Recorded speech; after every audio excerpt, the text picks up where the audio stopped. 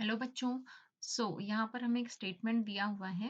Hydrogen bond is the term given to the relatively weak secondary interaction between a hydrogen atom bound to an electronegative atom and another atom which is also generally electronegative and which has one or more lone pair and can thus act as a base.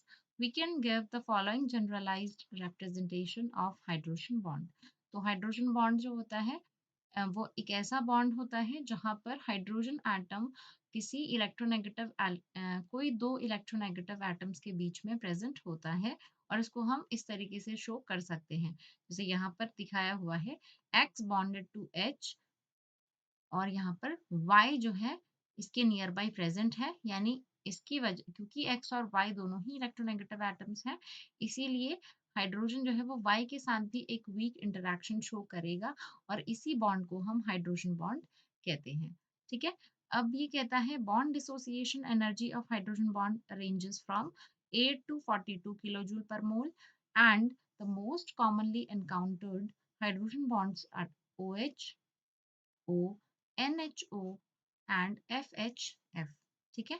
तो ये कहता है कि जो bond dissociation energy होती है hydrogen bond की वो 8 से लेके 42 किलोजूल पर मोल होती है और साथ ही साथ जो कॉमन हाइड्रोजन बॉन्ड्स देखने को मिलते हैं वो होते हैं जब हाइड्रोजन कोई दो ऑक्सीजन के बीच में हो, जब हाइड्रोजन नाइट्रोजन और ऑक्सीजन के बीच में हो या फिर हाइड्रोजन दो फ्लोरीन्स के बीच में हो।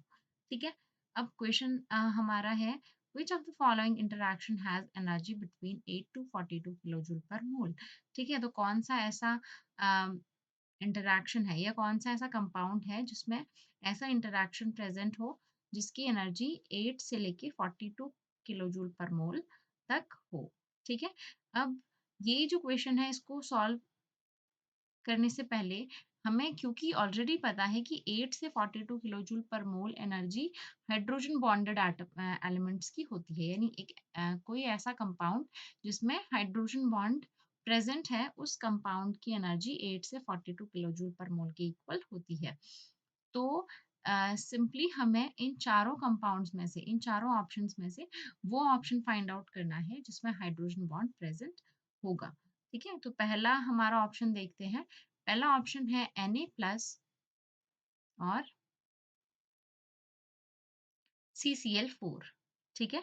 तो अगर हम देखेंगे कि Na प्लस और CCl4 के बीच में कौन सा बॉन्ड प्रेजेंट है तो हम पाते हैं कि जो Na है ये एक आयन है। ठीक है। Na positive is a cation जो कि सामने सामने हमें दिख रहा है क्योंकि इसके ऊपर पॉजिटिव चार्ज है यानी कि ये एक आयन है जबकि CCl4 जो है ये एक नॉन पोलर स्पीशीज है। ठीक है। तो Na एक आयन है जबकि CCl4 नॉन पोलर है और अगर कोई नॉन पोलर स्पीशीज कोई आयनिक स्पीशीज के पास में इंटरैक्ट करने की कोशिश करती है या कि उसके पास में उसके कांटेक्ट में आती है तो उसमें भी डाइपोल क्रिएट हो जाता है। ठीक है। तो CCl4 में भी डाइपोल्स क्रिएट हो जाएंगे पॉजिटिव और नेगेटिव पोल्स बेसिकली यहाँ पर भी क्रिएट हो जाएंगे यानी हम कह सकते हैं एक आयन और एक डाइपोल के बीच में इंटरैक्शन यहाँ पर होना शुरू हो जाएगा। तो इन दोनों के बीच में जो इंटरैक्शन होगा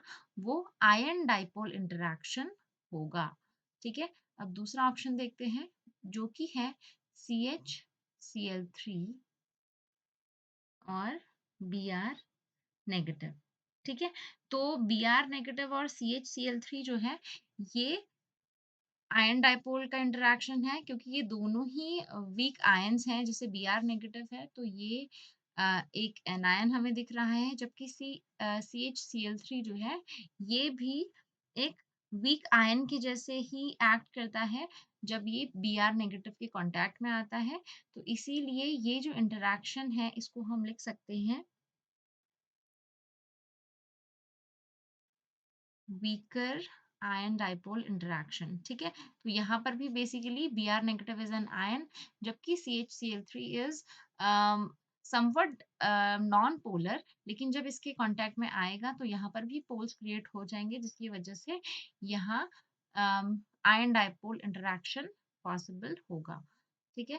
तीसरा हमारा जो कंपाउंड है दैट इज C6H6 और CCl4।